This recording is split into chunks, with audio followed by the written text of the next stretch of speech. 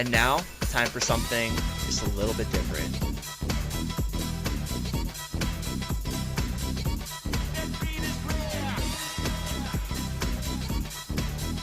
Let's go crazy!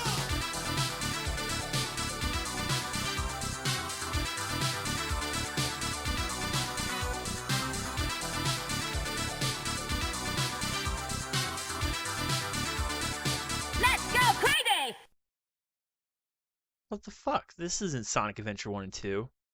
So what happened is that my scripted video just keeps making me want to improve it.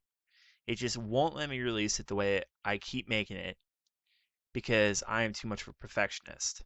I also just want to have my finished intro. Yes, it will be shorter than the one I currently am using. And I just want to make it as good as possible because I'm really hoping that's the video that people will come and stay for. The thing is, I also found a lot of parallels in today's video, so I decided this would be a neat compromise. Now, if you have eyes, you can see that I'm a bit of a Sonic geek. I mean, I already have 2 different Sonic Let's Plays on the channel, being Sonic 3K and Sonic Adventure. I've streamed 1, 2, and Adventure 2 and a bit of Generations, and I've made scripted videos on 1 and CD, and even a video on the Cancel Sonic SatAM video. And one person even calls me the next Cybershell. Now, while I don't want to be a Sonic channel by any means, I do find it easy to talk about this franchise because I have been passionate about it for a very long time. I think it's also because it's really close to the 30th anniversary, and my mind knows there's going to be a new Sonic game next year. But I'll try to control myself after this video and when Adventure 1 and 2 the review is out. Maybe a video on the movie. But anyways, Sonic the Hedgehog 2. This game is considered to be one of the greatest accomplishments in the 16-bit era, and it's often cited as the greatest Sonic game of all time. Or at the very least, the best 2D Sonic the Hedgehog game ever made. My opinion on it? It's alright. I mean, it's actually my least favorite Sonic game in the original trilogy, CD and Mania. But, okay, before somebody crucifies me for trying to state that I think the first Sonic game was better than this one, let me try to defend myself fairly. I still love this game, don't get me wrong. I have probably played through it at least 1,000,000 times. And remember, just because I say it's my least favorite game in a series of games I love, I mean, that's just like saying, oh, this game's only an 8 out of 10. Psh. It doesn't mean it's a bad game, I just prefer the other 4 games over this one. For a little bit of history, Sonic the Hedgehog 2 was released on the Mega Drive, or Genesis for us in North America, on November 24th, 1992. Normally in these videos, I like to talk a little bit on what changed during development, or what kind of changes they made to make this game different, but pulled back upon closer release. So you might be thinking, if you're not into Sonic, oh, so there's not a lot known about the development of Sonic 2? The exact freaking opposite. We have so much on the development of this game, it can make your head spin. We have 9 different prototype ROMs, yes, freaking 9, most of which have drastic differences to this game, with iconic lost zones like the Hidden Palace Zone, concept art of further lost zones that didn't even make it into the game, ever, the original concept of this game having time travel like Sonic CD, and just a ton of stuff. So I decided to use this to my advantage and make a video talking purely about Sonic 2's development, once I get the equipment to record all 9 prototypes. Let me know in the comments if this is a video you'd like to see. It would be a long video, since there's a lot to talk about even beyond the prototypes. Let's now clearly transition in the new additions to Sonic the Hedgehog 2. The biggest one is a new playable character, in the form of Miles Tails Prower. Get it? Miles Prower? Yup. Anyways, Tails is a fox who has 2 tails. Okay, I'm not doing this no shit Sherlock time. Basically, he uses his tails as a propeller and also to fly. Somehow. He's also one of the only living creatures that can keep up with Sonic's insane pace. Sort of. See, in Sonic 2, the main way to play is to control Sonic normally like before, with Tails following behind you. Do you want to know what the problem is? Well, Tails is a dumbass. And I think that's the reason they made him a genius in the lore in later games. They were taking the piss. I mean, the first problem is that Tails copies all of your inputs a second or 2 behind Sonic. And in a platformer, you can see why that would cause problems. But problems in the loosest definition. Tails is invincible, meaning him dying or getting hit doesn't mean much. He won't even lose your rings. Tails is mostly harmless. What Tails really means in the long run is the multiplayer modes. In the normal mode, Tails can be controlled by a second. Problem is, the camera always focuses on Sonic. So nobody, I mean nobody, is going to want to play this with you. You'll outrun Tails every time, and the other guy playing as Tails will consider you an asshole. The other two-player mode is a simple race mode. This is better, but I've played an hour of this in my life, so I don't know what else to say about it. Anyways, the other major addition is the spin dash. By standing still, ducking, and pressing the jump button, you'll charge a spin and propel forward. This, despite some argument about it ruining the level design of Sonic 2 and future games, was an amazing addition to the Sonic franchise that sometimes it's hard to remember that there was a time before Sonic had the spin dash. The music was once again done by Masato Nakamura of Dreams Come True fame, and I hope I said that right. And it's probably just as good, if not better, than the original Sonic the Hedgehog. Not much to say honestly beyond that, but my favorite pieces are probably Chemical Plant and the ending theme, which became a song with lyrics later, released by Dreams Come True as Sweet Sweet Sweet. One thing though, why does this sound like this? Now, all of this sounds great. So why do I think this is my least favorite classic Sonic platformer? Let's start off small and work towards the bigger problems I have with Sonic the Hedgehog 2. I gotta say, it's a little ironic that in my Sonic 1 video I defended it, and now I'm tearing into Sonic 2. CD is my baby and always will be, and I get the criticisms, but I defended that game for being different.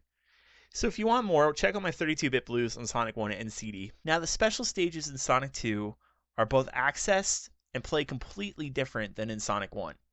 You still are required to have 50 rings, but now you bring them to the newly upgraded lamppost checkpoints, which are now called the star posts. This will trigger a spinning circle of stars, which if you jump into, will bring you into the special stage and reset your rings in the stage. Now, early on in the game, this is a good thing, since in Emerald Hill, you can easily gain multiple early lives by regathering 100 rings a few times in Act 1.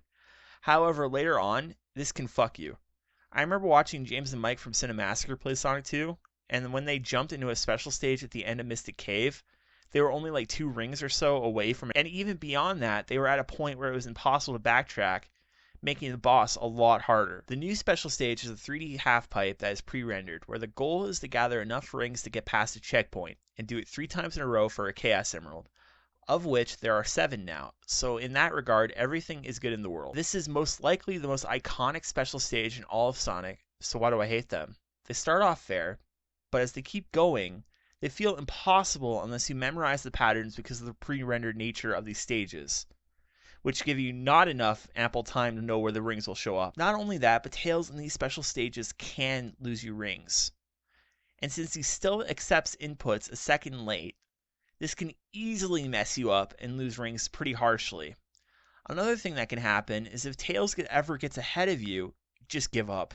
Since he'll be collecting the majority of the rings and the character in front of you is the one with the input delay, this can easily mess you up.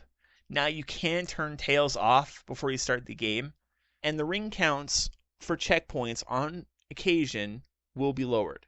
But it doesn't help much since Sonic's hitbox is so small that you'll miss tons of rings Tails will normally pick up for you. And the lower ring count doesn't always make up for this. Now there was 2 easy solutions for this problem, the first being remove the bombs.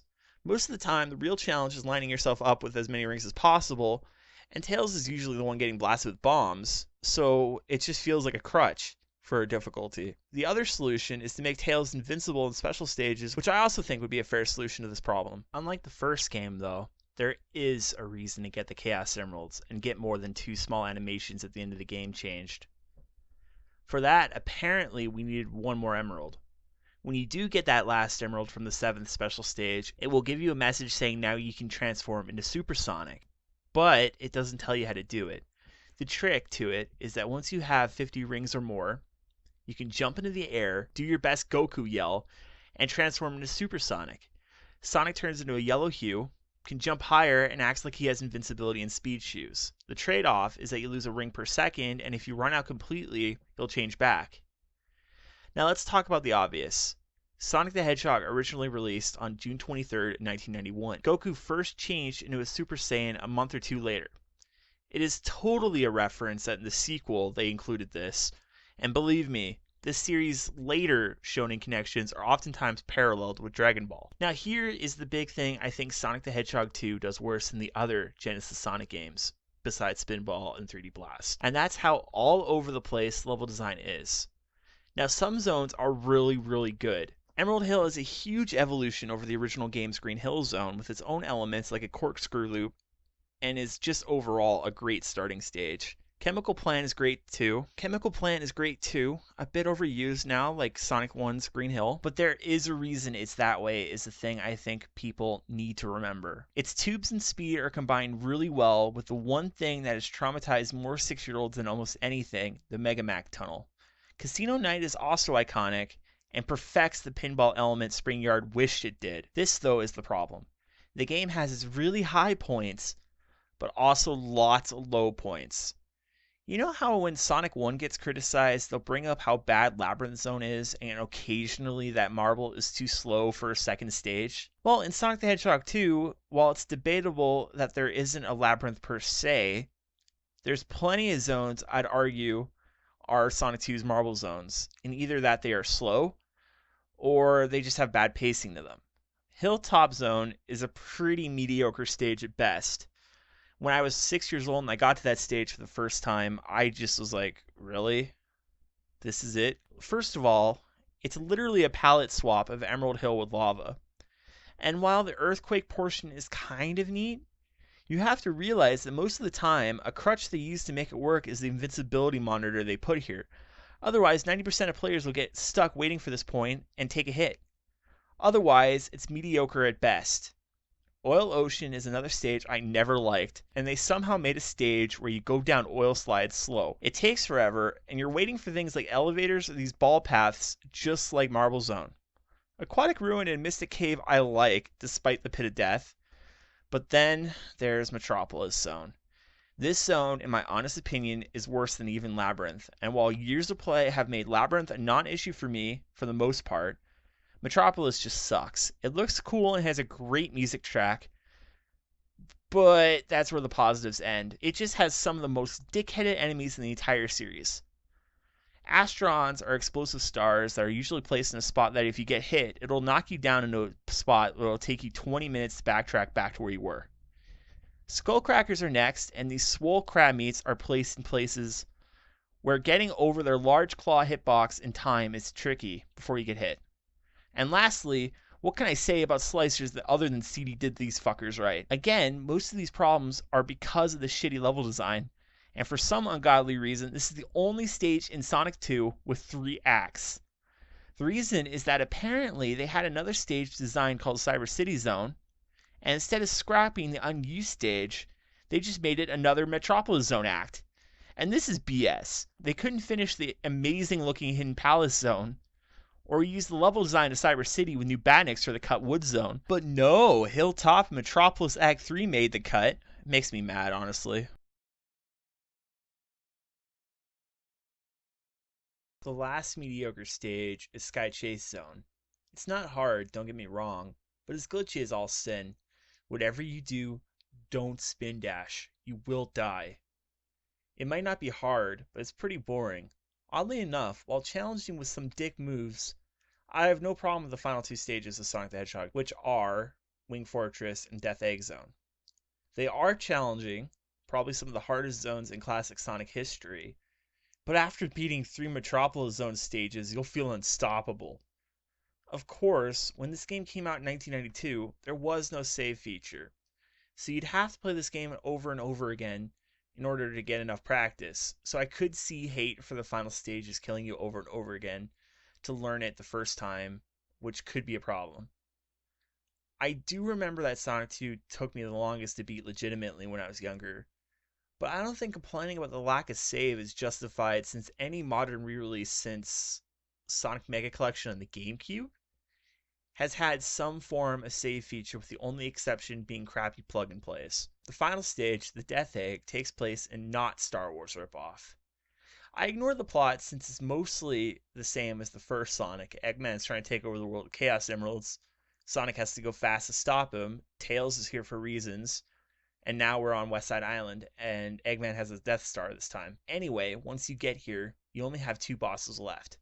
Silver Sonic is first, being the first real robot Sonic, besides Sonic 2 on the Master System and Game Gear.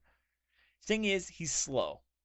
The biggest tip I got for you is that you gotta jump at an angle at his head, because Sonic will be killed by Silver Sonic's spines.